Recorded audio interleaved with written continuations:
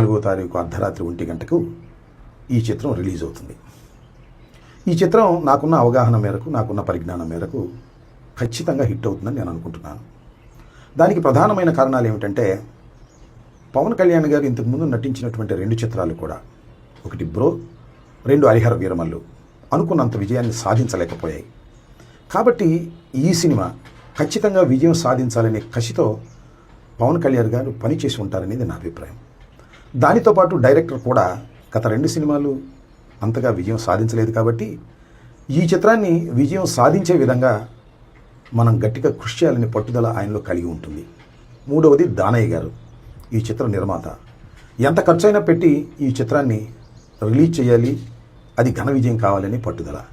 ఈ పట్టుదల మధ్యన జరిగినటువంటి ఈ చిత్ర షూటింగ్ వల్ల కొంత మెరుగైనటువంటి ఫలితాలు వస్తాయని, ఖచ్చితంగా ఈ సినిమా అన్ని జాగ్రత్తలు తీసుకుని ఉంటారని నేను భావిస్తున్నాను. ఆ నమ్మకంతోనే ఈ సినిమా విజయవంతమవుతుందని నేను భావిస్తున్నాను. హరిహర వీరమల్లు చాలా హడావుడిగా తీశారు. అనుకున్న స్థాయిలో చివరిలో గ్రాఫిక్స్ కూడా సరిగా చేయలేకపోయారు.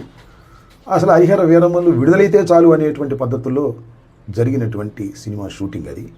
ఇదేమో పవన్ కళ్యాణ్ గారు తన రాష్ట్ర బాధ్యతల్ని, ఉప ముఖ్యమంత్రి బాధ్యతలను కూడా పక్కన పెట్టి దీని మీద కాన్సన్ట్రేట్ చేశారు. కాబట్టి ఇది విజయవంతం ఖచ్చితంగా అవుతుందనేది నాకున్న అభిప్రాయం, అవ్వాలనేది కూడా నా కోరిక.